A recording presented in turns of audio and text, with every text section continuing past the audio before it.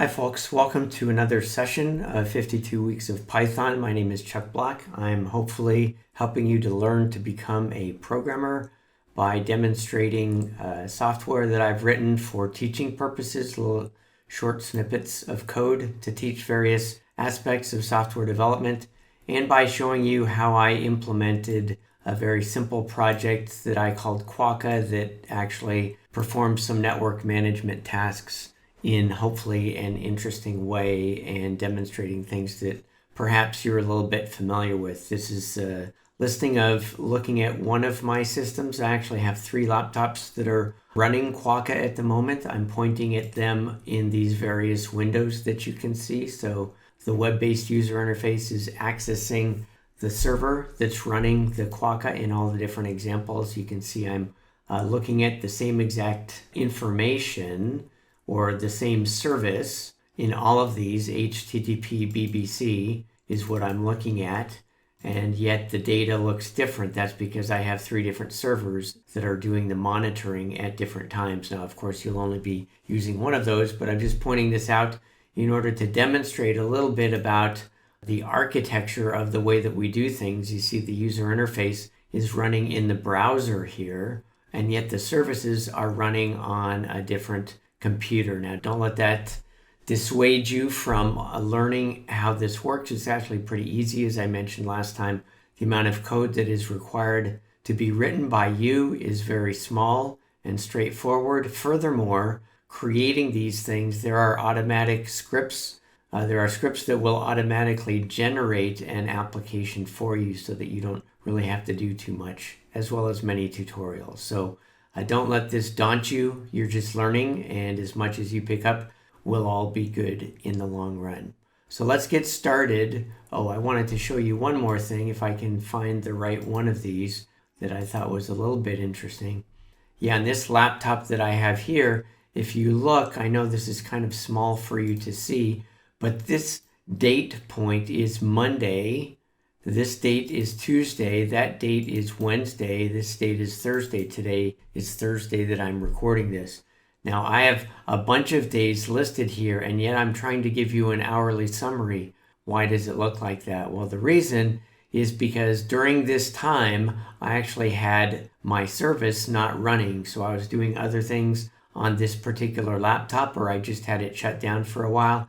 And so like here, it's very obvious that there are time spans where nothing really is going on here and I don't have any data.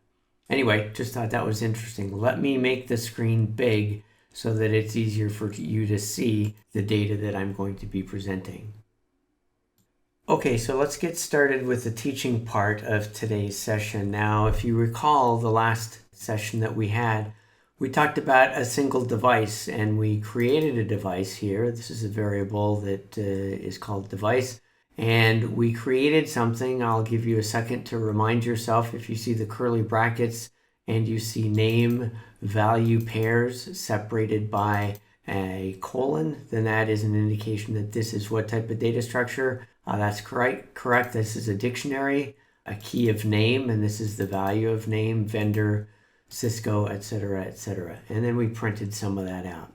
Now, in most of your experience, probably in all of your experience, there won't be one device, there will be many devices. So what we're going to do in this particular lesson is we're going to show you how to deal a little bit with multiple devices. Now, before we get into that, let me spend a minute going over these things right here. These are called import statements, and I know I referenced them quickly last time that we talked, at least I believe I did, but I want to go into a little bit more detail about them here. Now, you see a number that follow this pattern from some module name, import, and then typically it's going to be a function name or a piece of data or something. But there's another type, which you see quite often, where it says just import string. So it doesn't have from module import a specific item. It says import this entire module. So the difference, as you might expect, is in this situation, you are saying, I want to import everything from string. And so Python is going to go out and examine this string module and determine everything that's in it and make it all available to you. On the other hand, when you say from let's use this one, from operator, import item getter. What that is saying is Python will go out to the module called operator, and it will look inside it to find something called item getter, and it will make item getter available to you. Now you can see that this may be a little bit more efficient. You're getting only what you need in these situations. In this situation here with tabulate, it's similar to prettyprint, pprint here, in which case the actual function that we are importing is going to have the same name as a module. You see that quite often. But as you see in this example, where we imported from operator, we imported item getter, and from random, we imported choice. You can import just a single item from there, and it doesn't have to be the same name. So that's a general idea of what's happening when we use these import statements. You may be looking at this and say, whoa, why are we importing so many things? I'll be showing you all the different capabilities that these bring to the table for us. We'll have a little bit of fun with that as we go on. Now let's talk about having multiple devices. And what I'm going to do here is I'm going to use a handy piece of IDE functionality. I'm going to get rid of all of the code. You can probably barely see this. It's one of these plus signs.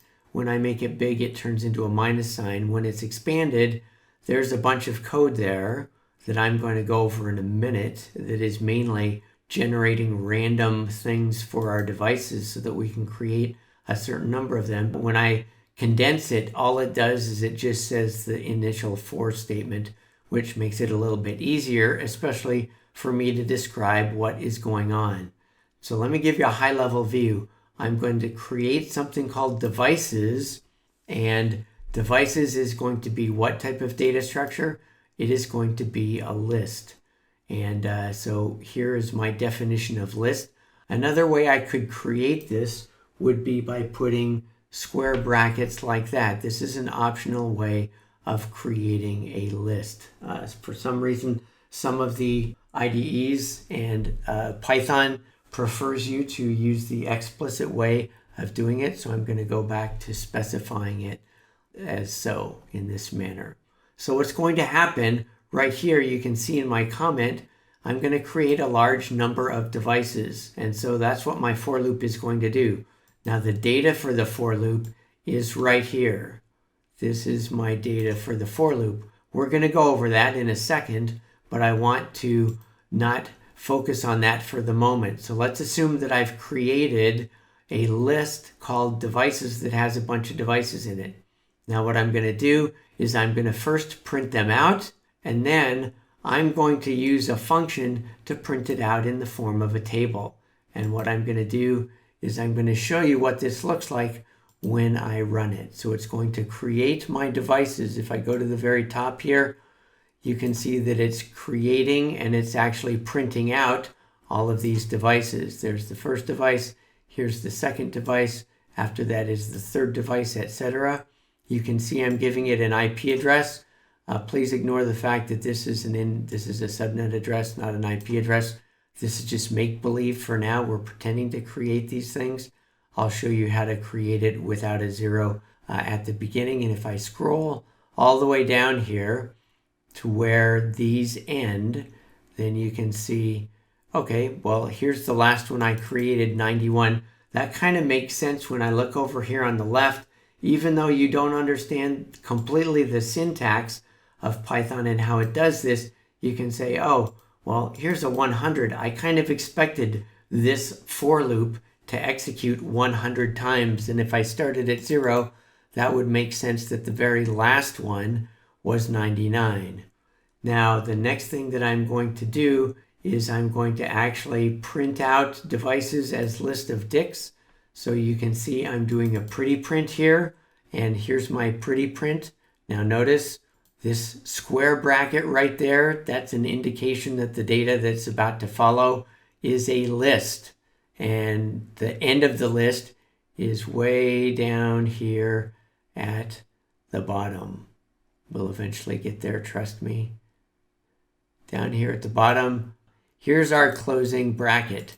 So this is the very last item in this list. You can see it's actually doing it in, I believe, the order. So the IP address is 99. It's done it in fact, this is an important thing for me to point out. I'm going to go back to the beginning of our list. What did we say about lists? My first question to you would be, lists are they sorted? And the answer to that is no, they are not naturally sorted. Are they ordered? In other words, once you put them in, do they retain that exact same order? And the answer to that is yes, they are ordered. If you want to sort them, you can use functions to sort them. In fact, if you like to look ahead while I'm speaking, you may see that I've done that exactly when we do this next tabulate thing. And I'll explain to you how that has been done and what it looks like. But now, here we have a list. What's the first item in the list? The first item is right here. It's in what type of character? It's inside curly brackets. That tells you it is a dictionary. So this is a list of dictionaries, just as this little item that I printed out right there. And here's my cute little, the keys for my device dictionary. So this is a list of devices. So now we've seen the list of devices and we're printing them out using Pretty Print. But we probably wouldn't be giving this to our boss. It takes up a lot of space. We might want to print out a nice table.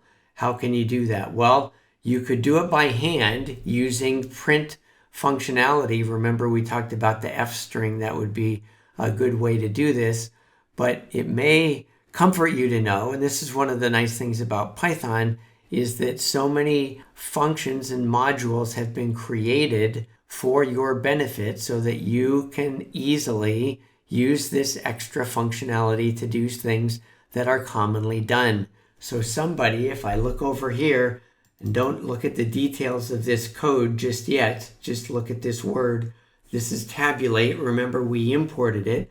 I'm saying I want you to print a table version, a tabulated version of this code that I'm going to give you.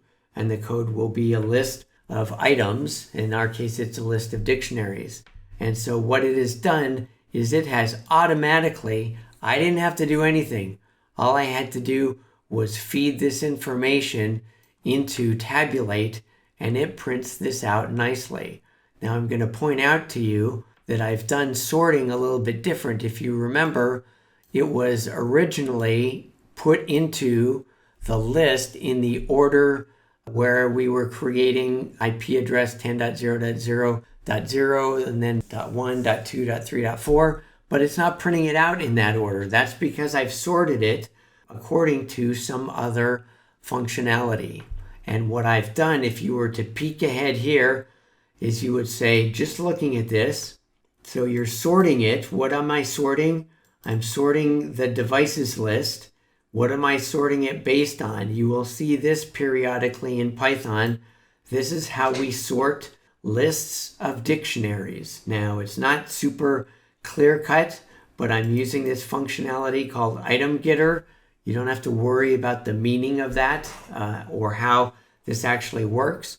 But if you look at it, you can say, oh, well, if I was just guessing, I would say first it's going to sort it based on vendor.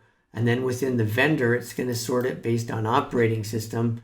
And then within operating system, it's going to separate it on the version that is in there. And remember, within our data, these are items within the dictionary. We have, what did we do first? We did vendor, then we did OS, then we did version.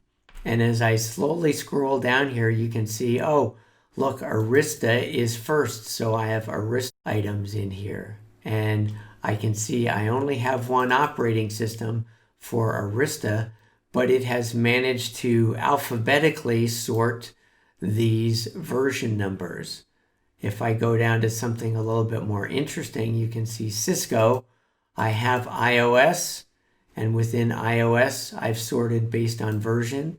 I have iOS XE, and within iOS XE, I've sorted it based on the version. Now, one thing that we'll notice, and you'll have to deal with this as you build software, and that is that when you just do a regular alphanumeric sort, it is going to be different than the way that you and I might sort it. So 12 dot something followed by 20 dot something. That makes sense. But hold on there. Why do I have 8 dot something? Well, that's because in an alphanumeric search, 1, then 2, then 8. It's not aware of the different pieces of the version. So don't worry about that. That's just how we're doing it. And this is what we're doing in order to simplify this. So let's go back and look at this code a little bit closer. We're going to go into this last, but I have given you a little bit of an idea what tabulate did for us. What we're going to do now is we're going to go into this for loop. So remember, a lot of times in our for loops, we are iterating through things like lists. You can also iterate through lines of a text file. Very simple and easy to do that. You can also iterate through dictionaries. I think we talked about that briefly last time. In this situation, it's a little bit different. I'm not iterating through something that exists. I'm iterating through a list of numbers. And so if you have done any programming before, like in a different earlier programming language like C or something like that, then you will remember something along the lines of for parentheses I equals 0, semicolon I plus plus, semicolon I is less than or equal to 100. This is basically performing that function for us. Now, we've seen that it creates from 0 to 100 in that situation. If I were to change this briefly, so now it's going from 1 to 100. What's going to end up happening when I run this is I'm going to let it run, and I'm going to go to the very beginning where we start to print these things out. And you can see the very first one I created was 10.0.0.1, 10.0.0.2. So you can see I started at 1 this time. So now I ended up with only, I guess I have 1. And then the last one is going to be, if you recall, 99. So I'm only going to have 99 of these things, which is okay. But that's just the way that this range thing works. But let's look in a little bit more detail about what range, what this for loop is actually doing. Really, we kind of have the idea what the for loop is doing. Let's look at the details of what happens inside it. Now, what happens inside it is I'm creating an imaginary device using random functionality that exists in Python. This is not something that you will typically do unless you are trying to simulate devices in a network, which, as it turns out, I am. And you'll see in Quokka, I will in the future be implementing some simulated devices. But let's look at what we're doing. First thing we do is we create the dictionary. The second thing that we're going to do is this. Now let's look at this really quick. What do you suppose this means? This says device. Device is what? Device is a dictionary. And now remember the subscript for my dictionary. If it's on the left-hand side of an equal sign, then I'm referencing a subscript within that dictionary. In this case, if it's a dictionary, then I'm specifying the key. Remember, dictionaries have keys and they have values. And so the thing on the left is the key. In fact, I'm going to go ahead and let this run because I think it might be of use to us. So let me go back up here where we start to print these things out, and we'll just be able to look at them. So here is my device. I'm saying I want to set the name to something. Now I could have set the name to like A1 through A99 or whatever. That would be fine. But I tried to give a little bit of realism. I'm using naming functionality, naming pattern that we actually used at one of the places that I worked for about 25 years, where we had the building and the pillar and then something else I can't remember. I have different recollections of that. So I'm basically using different things that we had in our real life environment in order to create this. All I'm doing here is I'm creating a bunch of strings. You can see here R2. So my choice, as you can see, this is choosing one of these, was R2. The second item was L. So you can see it chose either L or U. I think that stands for lower or upper. I was wrong about that. It stands for whether it was the first floor or the second floor. And then the last thing was actually just a letter, and in my world where I worked, that was actually the pillar number or something like that, and I end up with R2LJ, R4LF, R10UQ, R3UY, etc. You'll be looking at this and saying, wait a minute, could you have identical device names? And you're absolutely correct. I could do that. I'm just doing this for the purpose of simply showing something, a bunch of devices that have some semblance to realism. When we come down here, look at this and think to yourself, what am I doing with this statement? Just look at what I've highlighted. I'm going to be setting what key. The key is vendor. So this is the item that I'm going to be setting.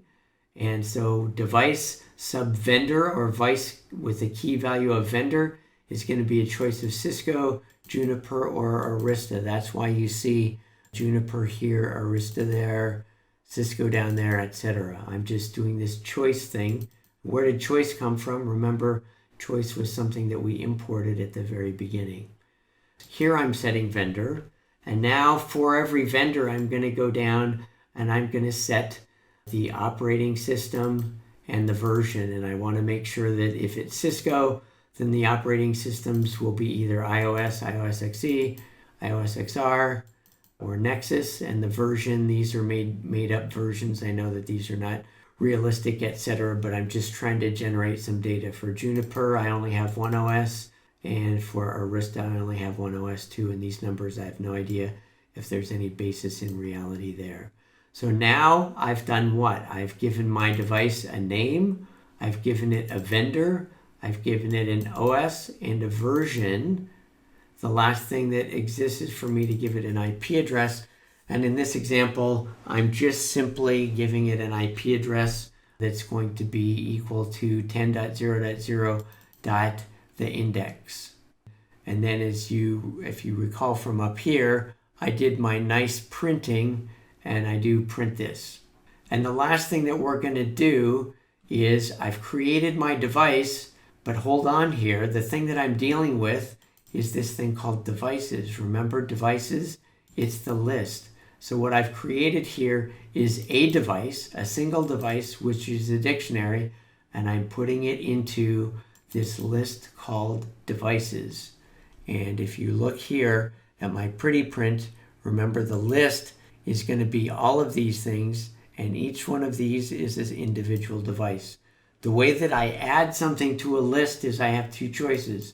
One choice is I append it, as you might imagine, that puts it at the very end of the list. My other option is to insert it somewhere. And so if I wanted to put it into a particular order, I could insert it into the list. What we typically do is after we're all done, we can sort it based on different criteria, so I'm not worrying about that. So this is my program. I'm going to do something here. I'm going to change this to just 10, and now let's run it and let's see what happens when I've changed it to 10. That's much easier to read. Maybe I should have done this from the very beginning. Here I have my 10 different devices. Here is my list of 10 devices where I'm doing the pretty print. And here are, you can see the last device that I created was 10.0.0.9, and the first one is .1. Actually, I'm wrong when I said I'm creating 10 devices. How many am I creating? It's going from 1 up until less than 10. So I'm only creating 9 of these. So if you were to do your quick math here, 1, 2, 3, 4, 5, 6, 7, 8, 9. So I've created 9 of these devices, and then I've printed them out. Now the last thing that I'll go over again really quick is I'm doing this tabulate. Oh yes, I did want to pick this apart a little bit before we complete our time together. Now you may look at this and say, wait on, you got look at all these parentheses. What are you doing to me? You're killing me. I can't even figure out what these are or what they're doing. Let's do something and make this a little bit easier. I could have done this in a different way. I'm going to print out a simpler way to do this without bundling everything together in that one line. So hang on a second.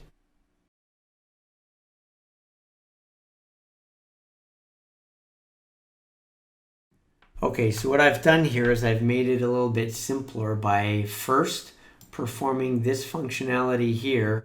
I'm sorting the list and assigning it to sorted devices. And then when I call tabulate, I'm actually going to just print out this thing that I just created, which is sorted devices. Now, if I've done that correctly, then what you'll see is that it's doing exactly what it did before. The only difference is it's a little bit easier for us to read. Now, what you will see quite often in Python code that you will inherit and you'll have to deal with is people will end up doing what I had done originally. Let me do Control-Z and just go back to the way that this was before. What people will tend to do is if it's a function that returns a value like this one did, then they just may put everything together here. The way that you make sense of this is you start from the left and you begin to parse it just like the computer would. Print, okay, here's a print statement. There's my begin and end. The next thing that's going to happen, what is it going to print? Oh, I'm calling a function called tabulate. That's going to return something that's printable, okay? So tabulate, here's my begin parentheses and there's my end parentheses. Now tabulate gets past, remember, a list of dictionaries. So what is the list of dictionaries? Well, hang on a second. We know that devices is a list of dictionaries, but before we got there, we're doing this thing called sorted. Now there's two different functions in Python, one called sorted, and sorted actually will sort the thing in place and return the actual new, it will actually sort the list and then it will return the value of the sorted list. And so sorted, so reading from left to right, I'm going to print, I'm going to tabulate something. Before I tabulate it, I'm going to sort this list. And the thing that I'm going to pass in, this is just part of sorting functionality, is I'm going to tell it how to do this. Now, this key equals item getter. This is one of the things about Python is it typically is very easy to read. For example, when you come up here, you get a very good idea that this for loop is going to go from 1 to 10. That's really nice. Things are generally very easy. There are some things that are a little bit more confusing. I specify the key here. If I have a list of dictionaries, then I need to do things like this. Just it's a pattern that you get used to and just something that just the way that Python actually works. And the end result, as we've seen, is actually quite nice. Here's a nice looking table. I really didn't have to do too much. The bulk of this code, as I mentioned, is right here in this funky functionality that created a bunch of devices. When we go later on in our discussions, I'm going to talk about functions, and I'm actually going to put this functionality here that created the devices randomly into a separate function so that we don't have to look at it. So fairly simple, but we did go through lists. We went through, we go through a for loop that's going through a range rather than going through a list or something different. And when we went through that, we just printed out all these dictionaries that we created. And then we did something fancy to create some nice looking output that maybe you could even feel comfortable giving to your boss or something like that. Hopefully that's clear. Next, what we'll do is we'll go into a little bit of looking at what I've done with Quokka. Okay, friends, let's look a little bit more at Quokka and what I have implemented there. So let's, there we're looking at the main screen that pops up, devices. I'll just show you some of the information. You can see this device that in the sandbox, the CSR sandbox device is giving us some pretty decent data. If I go back and I look at let me highlight something really quickly. This is the Nexus device, but I'm using the NX API in order to get information from it. So if I were to go back to where I was and look at devices, you can see I have NXOS sandbox twice, but one of them I've actually given the name NX API. The other one I've given the name SSH. That's an indication of how I am accessing these and the actual OS that I'm storing to help me to be aware of this. This is helping me to deal with Napalm when I go access the device via that. I'm in one situation using NXOS and another situation using NXOS SSH.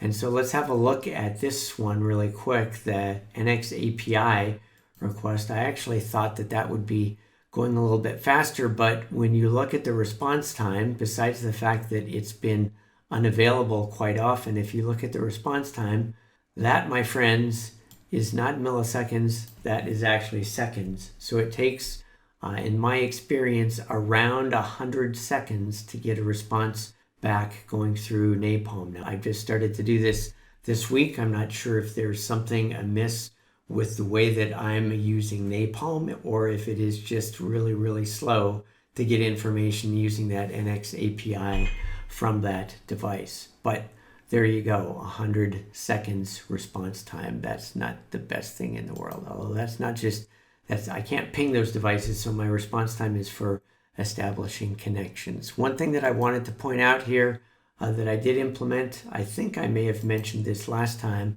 If you look here on the right-hand side where I have my hourly summaries, you see this dashed line. That's an indication of what the service level agreement is. Now, I've just made this up, but I'm saying the service level agreement for getting access and a screen from HTBBC is 1 second. And so you can see most of the time it's better, but there's been times that it's worse. When I go down here to availability, I've set my availability service level agreement to 95%. And you can see with this particular one, the BBC News, that it's actually failing that quite often. Just so you know, if I go to a service such as DNS via Google and I look, here's my response time. I've set it at 1 second and you can see it's really, really, really low. My availability SLA is 95 and you can see it always meets that.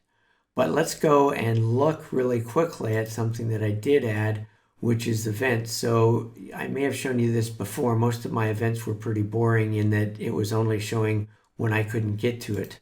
But I've added events that indicate SLA failures. And so here you can see my NXOS sandbox going via SSH response time violation. I had set the SLA for response time to be 15 seconds, but it actually came in at 18.62 one time. And that time you can see CSR was the same. Here's our friend HTTP BBC, and this is an availability violation. So its availability over the course of the hour that I calculated it was only 93%, and I was expecting it to be 95%. So this is just some of the stuff that I've added. Pretty simple to add. But let's look at this again and remind ourselves what's actually going on. So you recall there are two services that are actually running. One application running is Flask, and the other one is Node.js. Flask is serving up the actual data that I'm recording in the database from the devices and hosts and services, and Node.js is doing the framework of the screens into which I'm putting that data. Now, if we minimize this and we minimize this, you can see I actually, in my terminal windows, I've got two things going on here. One that's going on, and you can see it's actually alive and doing stuff, this is my Flask application. I'm actually running Flask and doing some actual stuff with it. And down here is where I'm running Node.js. So here I did an npm start down here, and that's serving up my web pages and the actual data. I started by doing a Flask run. So how do you even get started with that? You may be asking the question. Well, let's start with Flask. Getting Flask started is very simple. Here's the first Flask application that you could actually write today and have it work successfully. So let's look at the different lines. Remember, we talked a little bit about imports, and I was importing these little trivial pieces of functionality.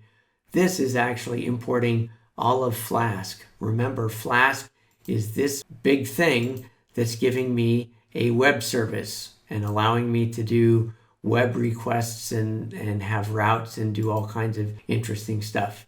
So that is actually the Flask piece. Whoops, let me go back to this.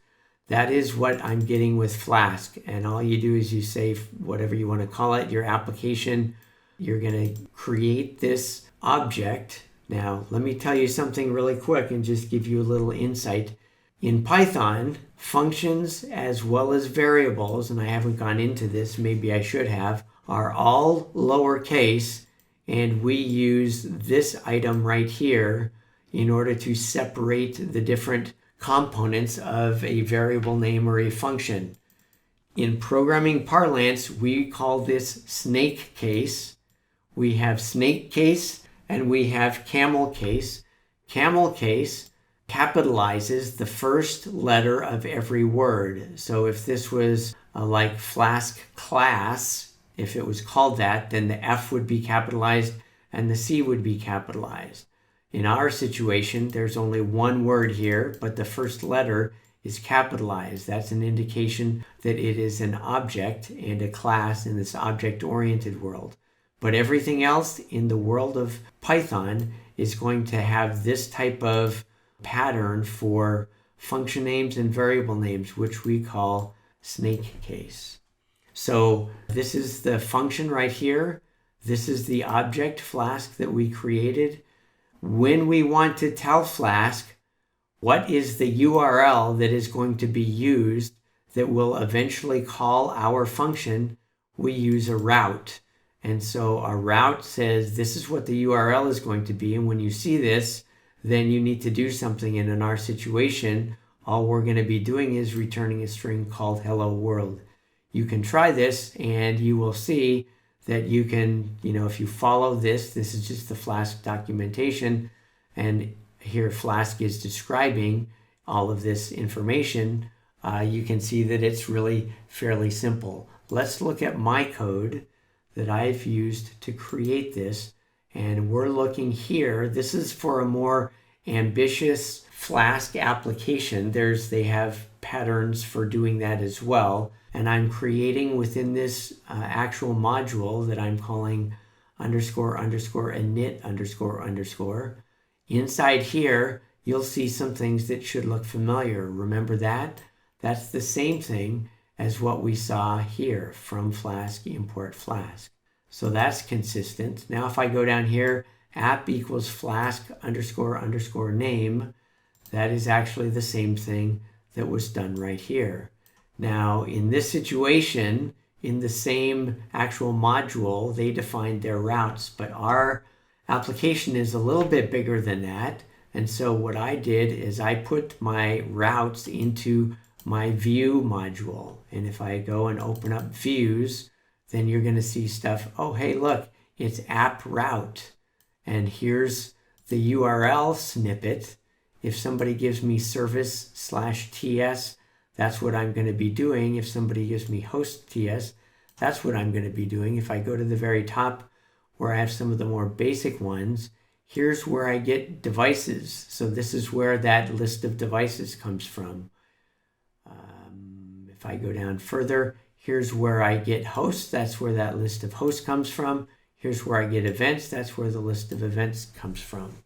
So I'm basically using Flask exactly as is defined in this simple description, but I'm doing it as a more ambitious, a little bit more involved amount of code in order to implement it.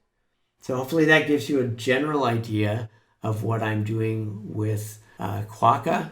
I've recently implemented some netconf functionality, and so I'm planning anyway on forking a new branch, creating a new branch in my application and creating a version of Quokka that actually will do netconf to one of those devices. And hopefully I'll be able to show you that in the near future. But if you recall, I am going to be talking about in the future when we get to networking, one of the things that I'm doing and that you can see me working on here is going to be this netconf example. So I'm actually getting netconf data from various devices.